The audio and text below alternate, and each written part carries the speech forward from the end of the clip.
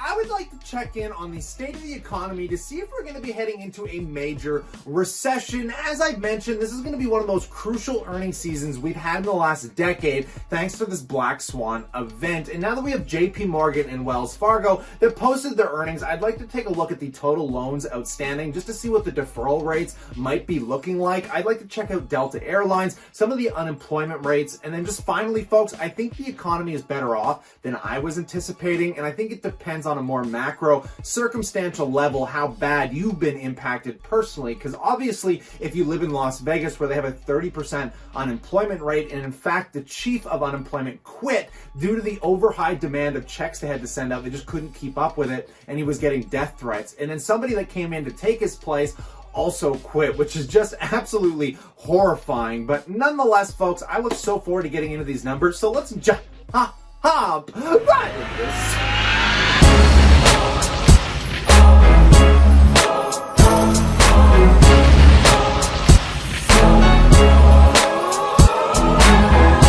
I've been through the banks, and I know Dave and I talk about this all the time. They're incredibly complex beasts. They're not like, ooh, Tesla hot.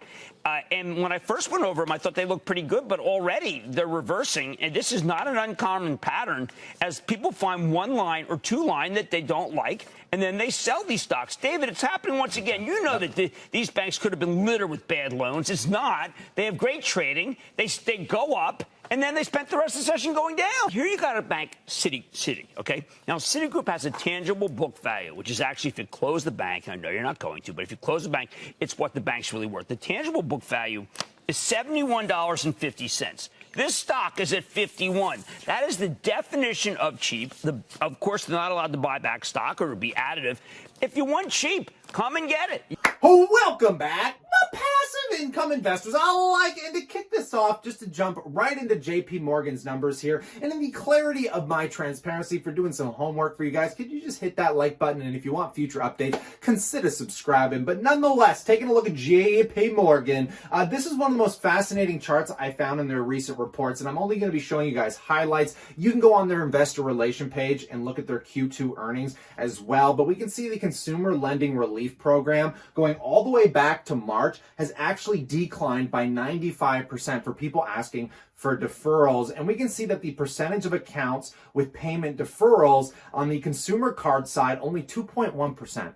So people with credit cards aren't actually asking for as many deferrals as we could have been expecting. The business cards up a little bit more, which would make sense because obviously anybody involved in certain industries and business are definitely going to be needing deferrals, which is why we can also see in home lending, obviously real estate, one of the most impacted sectors in any recession. We can see they had a 6.9% asking for deferrals. And then finally auto loans, which also makes sense, asking for a 7.4% deferral. And we can see since March, we provided assistance to nearly 1.7 million accounts representing $79 billion of balances. Probably makes up about, if we add all these percentages up, I think it's about 17% deferral ratings, hoping that most of these people actually end up kicking back into gear in the second half. Actually isn't that terrible of news. And the thing that I find most fascinating, if we go into the firm-wide metrics, their average loans were actually up 4%. So there's probably people taking on more debt to survive through this crisis. And then their average deposits for the firm-wide, one of the largest banks in America, was up 25%. And I think this is just a sign of the times, because even myself being in a situation where I mainly lost my full-time income from my regular job, I mean, I have been saving and stacking cash as well. Probably why deposits are up so much, but 25%, guys,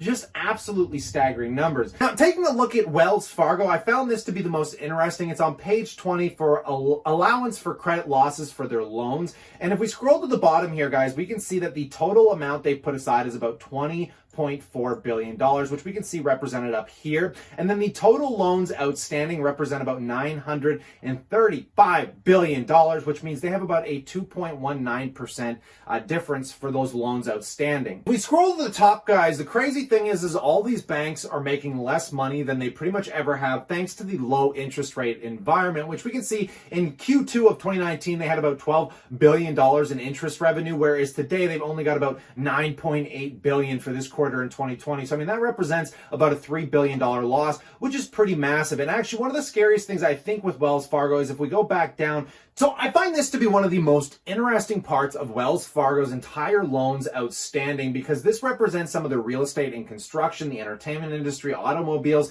and obviously these are some of the hardest hit sectors, which is why these loans, they have $367 billion in loans outstanding. Some of the hardest hit might also be oil, gas, and pipeline with the oil crash that we just went through. We have entertainment and recreation making up $11 billion. So this is where most of their exposure to risk is, and it's going to be really neat to see how we come out on the other side of this in the second half of this year. But this information is just staggering and fascinating, and honestly the fact that the entire world hasn't fallen apart just yet, I think we're going to be relatively okay, again, depending on the macro circumstantial level of the business. And talking about macro circumstantial, let's just really quickly talk about Delta Airlines, one of the hardest hit industries of all, obviously because people are terrified to travel. In fact, there was 20 planes that came to Canada that had positive testings on them. So if you plan on getting on a plane, you better plan on quarantining for 14 days right after, which sucks and is also driving major revenue losses to the airlines. For Q2 of 2020, we can see that the operating revenue was $1.4 billion against Q2 of 2019, which was $12.5 billion. I mean, that is a staggering difference by over $10 billion in revenue. And we can see their operating expense was $6.2 billion for Q2, guys. This is a company that has been burning through like almost $5 billion over the last 3 months of this quarter. Now, one of the reasons that I'm kind of bothered by the airlines, the same reason most people are bothered by the airlines, is they thought they were such a secluded industry that was always going to be necessary to society. So they never really saved up emergency funds like the banks are doing with what they call loan loss provisions to kind of cushion themselves against the blows of those loans outstanding. But nonetheless here, folks, they're not above the rules of economics, and because they didn't save a cushion when they got hit with this blow, they didn't even have enough money saved up to survive the month because they were too busy doing share buybacks and dividends. And I mean, just expect them to have a little bit of an emergency fund, but man, what a disaster these airlines have been. And if you're buying into them, I mean, you better be real patient because it is going to take them at least 3 to 5 years to get back on track. And people think just because airlines come online that the stock should just immediately go up. But if we're talking about a balance sheet fundamental level, they have to make up for these loans. And just to show you how much loans, total debt and financing lease obligations from Q2 of 2019, when they only had $9 billion, today they have $24.6 billion, guys, with a $10 billion loss in revenue. That is some horrifying stuff. So let's talk about employment numbers. So this came out at the beginning of June. This was the first one, and now we finally have some updated information as we can see that the unemployment numbers slowly started coming down just going into June. But now we have some of the July numbers for June, and this is actually coming from the economic news and from the U.S.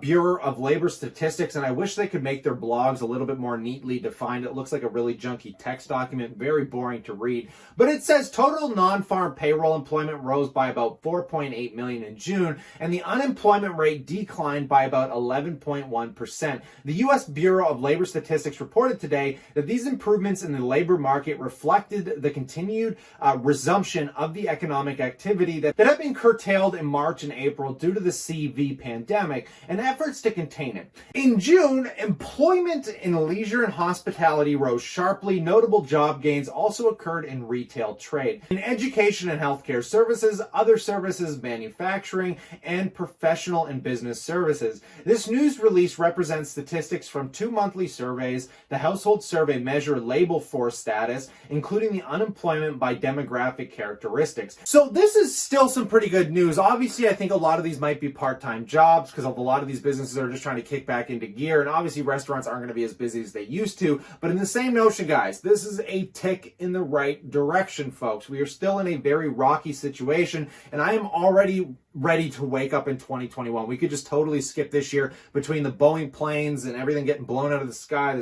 With all the crazy crashes and pandemics, and oh my God, we're not even at the elections yet. I am ready to wake up in 2021 here, folks. But as an investor, we were able to capture some of the best investing opportunities thanks to this crash here, and hopefully we see some continued pullback thanks to some of these earnings because people are getting too gung-ho by the prices going up way too fast here, folks. So let's take a breath. Hopefully we get some pullback because obviously as a long-term investor, we do better off buying stocks at cheaper prices. In light of all of this, I would love to know what you guys think in that comment section below, but stay cool, stay awesome, and I look forward to chatting to you tomorrow.